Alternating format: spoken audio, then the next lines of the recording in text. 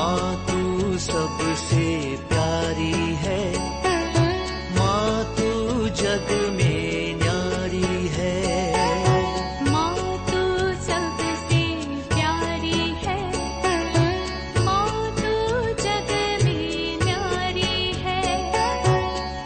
अपने आंचल में रखना, अपने आंचल में रखना। हमें वरदानों से भरना। माँ तू सबसे प्यारी है, माँ तू जग में न्यारी है। माँ तू सबसे प्यारी है, माँ तू जग में न्यारी है। पिता, पुत्र और पवित्र आत्मा के नाम पर आमीन। आप सबों को जय यीशु। चालीसा काल मनन चिंतन में आज हम लोग नूह के विषय में थोड़ा सा मनन चिंतन करेंगे। उत्पत्ति ग्रंथ उसके अध्याय 6 वाक्य 9 में, जेनेसिस चैप्टर 6 वर्स 9, नूह का वृत्तांत। नूह सदाचारी और अपने समय के लोगों में निर्दोष व्यक्ति था। बाइबल कहते हैं नूह एक सदाचारी व्यक्ति था।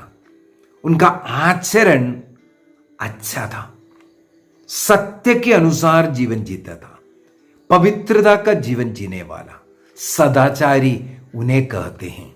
सत्य के मार्ग पर चलने वाला, ईश्वर के मार्ग पर चलने वाला हमें ये बोल सकता है। और अपने समय के लोगों में से निर्दोष व्यक्ति, उनके समय के लोग कैसा था? वाक्य 5 के अंदर लिखा हुआ है, प्रभु ने देखा कि पृथ्वी पर मनुष्यों की दुष्टता बहुत बढ़ गई है और उनके मन में निरंतर बुरे विचार और बुरी प्रवृत्तियां उत्पन्न होती है। मन में बुरी चिंता, बुरे विचार, बुरी प्रवृत्ति करने वाले लोग, और पृथ्वी पर मनुष्यों की दुष्टता इतना अधिक बढ़ गया है, ये ईश्वर ने देखा। ऐसे समुदाय में, ऐसे समाज में, ऐसे लोगों के बीच में, बुरे लोगों के बीच में एक सदाचारी व्यक्ति रह रहा है। उसका नाम है नूह। अध्याय 6 का वाक्य 22, चैप्टर 6 वर्स 22, वहां पर लिखा है, नूह ने वही किया, उसने ईश्वर की आज्ञा के अनुसार सब कुछ किया। नूह ने क्या किया? जो ईश्वर ने आग्रह किया वह सब कुछ किया। ईश्वर का वचन जो कहता है उसके अनुसार जीवन जिया। कल हम लोगों ने मनन चिंतन किया और मैंने आग्रह किया था कि इन 40 काल में हर रोज हम लोग एक अध्याय बाइबल का पढ़ने का, बाइबल का एक अध्याय पढ़ने के एक निर्णय। पढ़ने से काफी नहीं, वो पढ़ करके जो वचन समझ में आता है उसके अनुसार हमारे जीवन को हमें बदलना है। उस वचन को हमारे जीवन में लिखना है।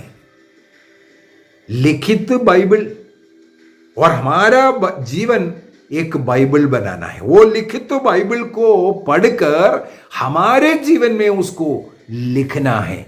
अब अन्य लोग हमारे जीवन को पढ़ना शुरू करेगा, हम लिखित बाइबल बनेंगे। यह कार्य नूह ने किया।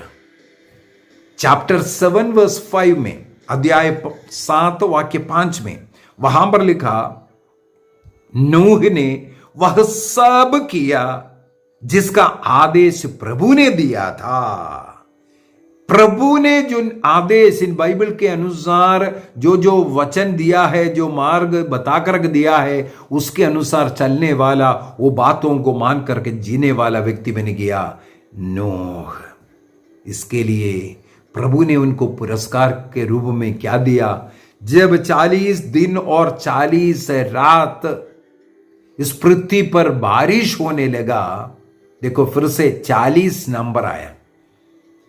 पाप को मिटाने के लिए, पापियों को मिटाने के लिए ईश्वर ने आदिम काल में 40 दिन और 40 रात पृथ्वी पर बारिश बरसाया। इस प्रकार पूरा दुनिया पानी में डूब गया था, मर गया था। लेकिन ईश्वर ने नूह से कहा था एक पोत का निर्माण करो। जब बारिश शुरू होने का समय हुआ, ईश्वर ने नूह से कहा तुम पोत पर प्रवेश करो। नूह और उसके परिवार जन 8 जन उस पोत पर प्रवेश किया। और जब नूह और उसके परिवार उस पोत में प्रवेश किया, तब संसार के सारे जीव जंतुओं में एक एक जोड़ा अपने आप आकर के उस पोत में प्रवेश किया। ईश्वर ने जैसे आग्रह किया वैसे ही वहां पर हुआ। जब सब कोई पोत पर प्रवेश किया, वाक्य 16 के अंदर हम लोग पढ़ते हैं, उत्पत्ति ग्रंथ अध्याय 7 वाक्य 16, जेनेसिस चैप्टर 7 वर्स 16। इसके बाद प्रभु ने उस पर दरवाजा बाहर से बंद कर दिया। प्रभु ने उस पोत का दरवाजा बाहर से बंद किया। बाहर से बंद करने का मतलब है, जब बाहर खड़ा हुआ व्यक्ति जब तक बाहर से दरवाजा नहीं खुलेगा, अंदर वाला व्यक्ति बाहर नहीं चल सकता। इस पोत के बाहर, इसका मतलब एक पहरेदार खड़ा है, वो बाहर से दरवाजा बंद किया। अर्थात ईश्वर स्वयं उनके जीवन नैया का चौकीदार बन गया। प्रभु उनके उस जीवन नैया को चलाने वाला बन गया। जीवन का संचालक ईश्वर स्वयं बन गया। तब वो घर सुरक्षित रहा। 40 दिन रात के उस बरसात के द्वारा सारे संसार पानी में डूब गया, नष्ट हुआ। पाप का अंत करने के लिए, पापी को मिटाने के एक तरीके जैसे हम लोगों को ये लगेगा, इसके द्वारा पाप नहीं मिटता है। नूह और उसके परिवार बाहर निकल के आए, इसके बाद उनके बच्चे हो गए, संसार भर में वो फैल गया। वो सबके सब संत नहीं था, उनमें भी पापी लोग निकल करके आए। तो पाप को मिटाने के लिए पापी को मिटाना वो तरीका नहीं, लेकिन ईश्वर ने यहां पर एक सबक हमें दिया। पाप का परिणाम मृत्यु है। जो पाप को त्यागते नहीं, नूह पोत बनाते हुए लोगों ने देखा, ये बात लोगों में फैल गया। लेकिन जो पोत बनाने वाले नूह को देख करके लोग हंसी मजाक किया होगा, ये कितना फुद्दू आदमी है। इस समय पर, ये सूखे के समय है और ये पहाड़ के ऊपर है, क्षेत्र है, यहां कहीं से पानी आएगा, ये बोल करके उनको मूर्ख बनाया होगा, उनका हंसी मजाक किया होगा। नूह ने जरूर लोगों को बताया होगा ईश्वर का संदेश है, लोग पाप कर रहा है, लोग बुराइयों को नहीं छोड़ रहा है, इसलिए बारिश होने वाला है, इसके द्वारा पृथ्वी का समाप्ति होने वाला है। लेकिन लोग उनके बातों को नहीं सुना। आज भी मृत्यु का यही कारण है। सत्य को, ईमानदारी को, पवित्रता को लोग पसंद नहीं करता। ईश्वर कहते हैं मैं पवित्र हूं, तुम भी पवित्र बनो, लेकिन लोग पवित्रता को नहीं, अपवित्रता को, अपने जीवन को वासना के पाप में, व्यभिचार में डाल करके नष्ट करने में वो खुश रहता है। नशे के द्वारा आनंद मनाने में लोग खुश रहता है। संत पौलुस एफिसियों का पत्र दिया है 5 वाक्य 17 से बता करके दे रहा है, जो नशा करता है इसके द्वारा तुम अपने को बर्बाद कर रहा है। इसलिए समय, अभी समय है, तुम उस समय का पूरा पूरा फायदा उठा लो।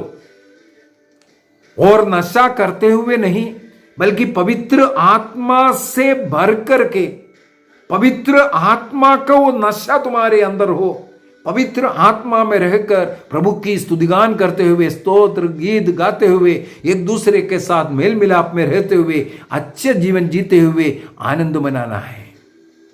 नशे के द्वारा नहीं, अंगूरी पी करके मतवाला होकर के नहीं, बल्कि पवित्र आत्मा को हमें पीना है। पवित्र आत्मा में हमें जीवन जीना है।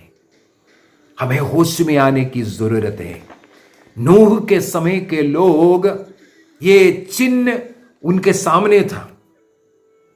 बारिश होने वाला वो पोत का निर्माण, वो पोत उनके लिए चिन्ह था, आने वाला संकट का चिन्ह।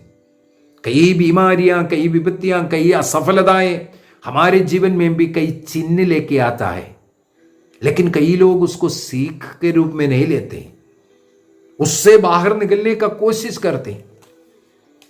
जब एक अर्धांग रोगी को प्रभु के सामने लेके आया, मार्कुस का सुसमाचार उसके अध्याय 2 वाक्य 1 से हम लोग पढ़ते हैं, प्रभु यीशु मसीह ने उन्हें तुरंत चंगाई नहीं किया, बल्कि सबसे पहले उनका पाप क्षमा किया।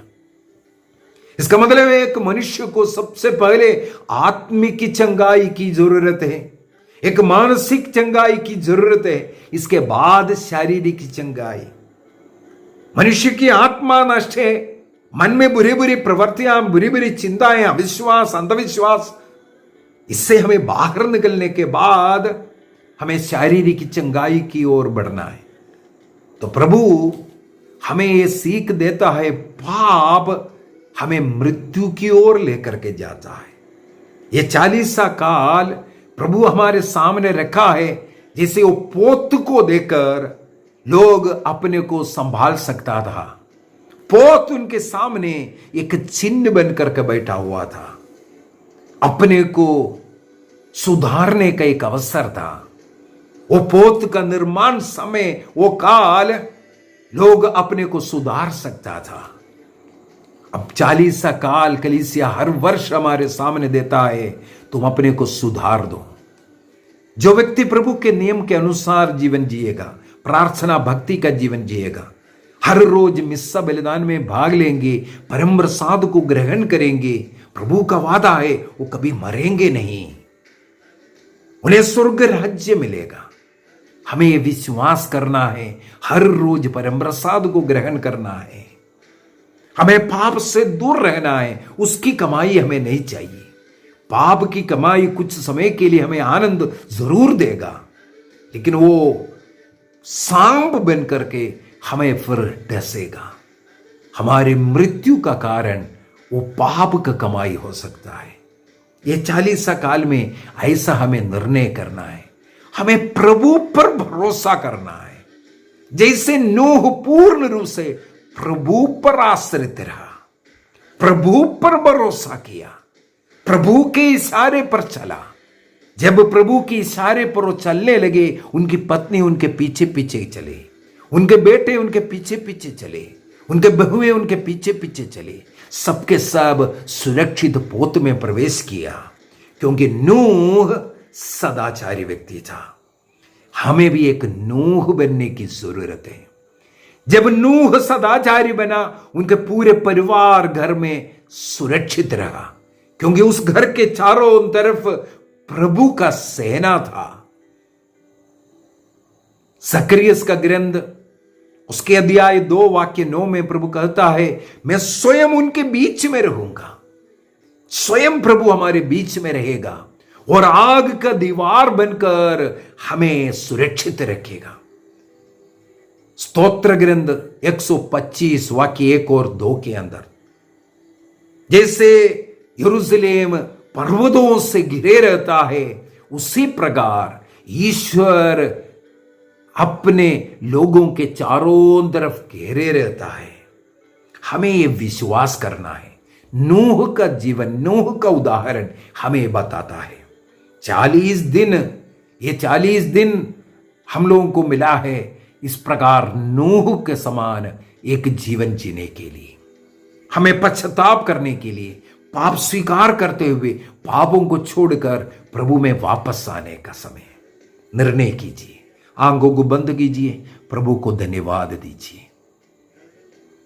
प्रभु मुझे भी ये 40 काल में प्रभु की कृपा का, प्रेम का चिन्ह दिखाइए। हमारे जीवन को बदलने की कृपा दीजिए। एक अच्छा पाप स्वीकार कर आत्मिक जीवन जीते हुए 40 काल में प्रभु के संगति में जीने का और आत्मा के सामर्थ्य से सब प्रकार के बुराइयों को त्यागने की कृपा हमें मिल सके। प्रभु आइए, हमारे साथ, हमारे बीच में, हमारे परिवार में रहिए और मुझे और मेरे परिवार को संभाल कर रखिए प्रभु, सुरक्षित रखिए प्रभु। हमारे घर के चारों तरफ तेरे पवित्र लहू का दीवार बनाइए प्रभु, गढ़ बनाइए प्रभु। हमें सुरक्षित रखिए प्रभु, स्वर्गदूतों का भाड़ा बांध दीजिए प्रभु। जिस प्रकार नूह के घर के दरवाजा आपने बाहर से बंद किया, हमारे घर में भी यही होवे प्रभु। तेरी इच्छा के अनुसार चलने वाला हमें बनाइए, बुराइयों में जानने से हमारे परिवार को बचाइए प्रभु। हर रोज प्रार्थना करने वाला परिवार बनाइए प्रभु। यीशु दया कर, यीशु दया कर। पिता, पुत्र और पवित्र आत्मा के नाम पर आमीन। आप सबों को जय यीशु।